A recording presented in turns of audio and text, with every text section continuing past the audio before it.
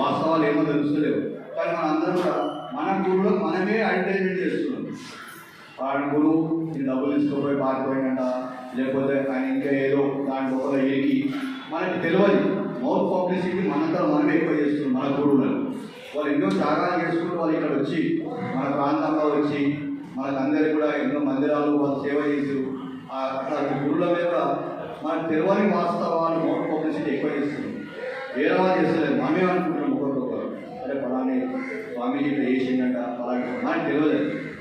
ఎట్లయితే అయోధ్య రామ మందిరం గురించి 500 సంవత్సరాల పోరాడిన రామ మందిరం మనం స్థాపించుకున్నాక అక్కడ జరిగిన ఏదైతే నిధి సమర్పణ జరిగింది అసలు ఏది లేదు. ఏదైతే ఉండి కలెక్షన్ లోపల జరిగిన చిన్న దాన్ని పట్టుకొని 500 సంవత్సరాల సార్లు ఎంతోమంది త్యాగాలు చేసింది అందరూ మర్చిపోయి దాని మీదే ఫోకస్ అందరూ.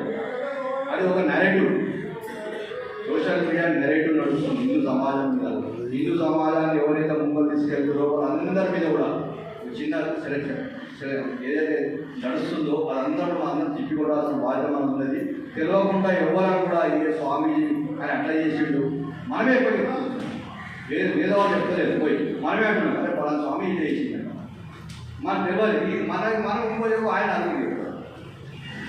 అలా కాకుండా వాస్తవాలు తెలిసినాకనే మనం ఏదైనా మాట్లాడాలి. ముఖ్యంగా స్వామీజీలు ఏదైనా తెలుసుకోవడం మన అందరం కావాలి. ఎందుకంటే వాళ్ళు ఎన్నో త్యాగాలు చేసి వాళ్ళ కుటుంబాన్ని ఇష్టపెట్టి వాళ్ళందరినీ చేసి మన కోసం మన ధర్మం కోసం పాటుపడుతున్నారు. వాళ్ళందరూ జరుగుతాం మన తప్పిదా ఏదో జరుగుతుంది. కానీ ఆ తప్పిదా మనం పెద్ద దాని ఘోరంగా మొత్తంగా చేసి చూపిస్తున్నాం అందరం కూడా. అట్లా కాకుండా మన అందరం కూడా శ్రీ రామ